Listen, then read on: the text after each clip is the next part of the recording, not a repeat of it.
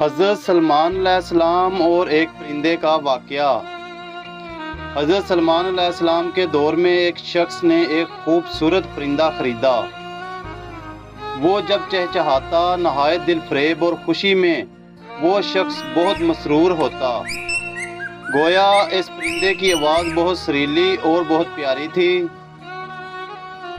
ایک دن اچانک اسی پنجرے کے پاس اسی جیسا ایک اور پرندہ آیا اور اپنی زبان میں کچھ باتیں کیں اور چلا گیا۔ پنجرے میں موجود پرندہ بالکل خاموش ہو گیا، گویا ایسے ہو گیا جیسے وہ گونگا پرندہ ہے۔ اس کے مالک نے 2-3 دن انتظار کیا مگر پرندہ بالکل خاموش۔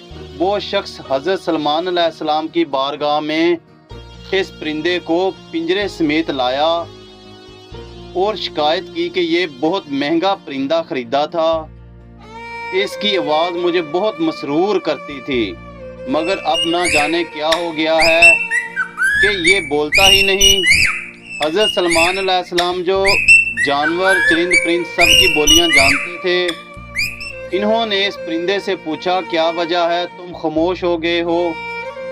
وہ پرندہ عرض گزار ہوا، اے اللہ کے برحق نبی، یہ شخص سمجھتا ہے کہ میں بہت خوش ہو کر چہچہاتا ہوں، مگر حقیقت یہ ہے کہ میں دیگر آزاد پرندوں کو دیکھ کر روتا ہوں کہ اے کاش میں بھی آزاد ہوتا تو کتنا اچھا ہوتا، مگر یہ میری زبان نہیں سمجھتا تو یہ خیال کرتا ہے جیسے میں بہت خوشی سے گنگنا رہا ہوں۔ پھر ایک دن میرا ایک ہم جنس میرے پاس آیا اور کہا یہ شخص تیری زبان نہیں سمجھتا، بالکل نہیں سمجھتا، بلکہ سمجھتا ہے کہ تو بہت سریلی آواز کے ساتھ خوشی سے چہچہا رہا ہے۔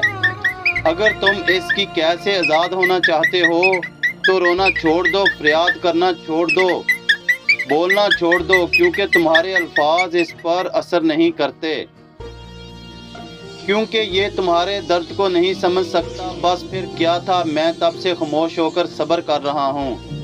حضرت سلمان علیہ السلام نے اس شخص سے کہا کہ پنجرہ کھول دو اور اس کو آزاد کر دو، کیونکہ اب یہ پنجرے میں کبھی نہیں بولے گا۔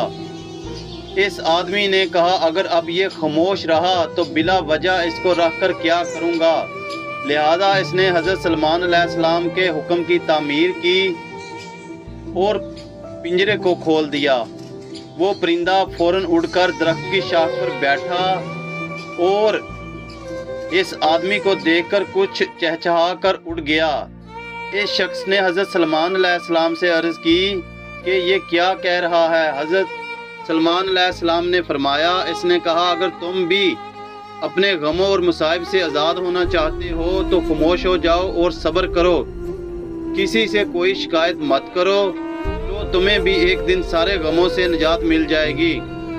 میرے دوستو، جب انسان پر مصیبتیں آتی ہیں، جب انسان پریشانیوں سے دوچار ہوتا ہے، جب انسان کو مشکلات گھیر لیتی ہیں تو انسان فریاد کرتا ہے، لوگوں کے سامنے ہاتھ پھیلاتا ہے، لوگوں سے مدد کی امید کرتا ہے، لوگوں کے سامنے اپنے غم بیان کرتا ہے، لوگوں کے آگے جا کر روتا ہے، گڑ گڑاتا ہے، لوگوں سے مدد کی فریاد کرتا ہے، مگر یقین جانیے کہ لوگ انسان کا مذاق اڑاتے ہیں۔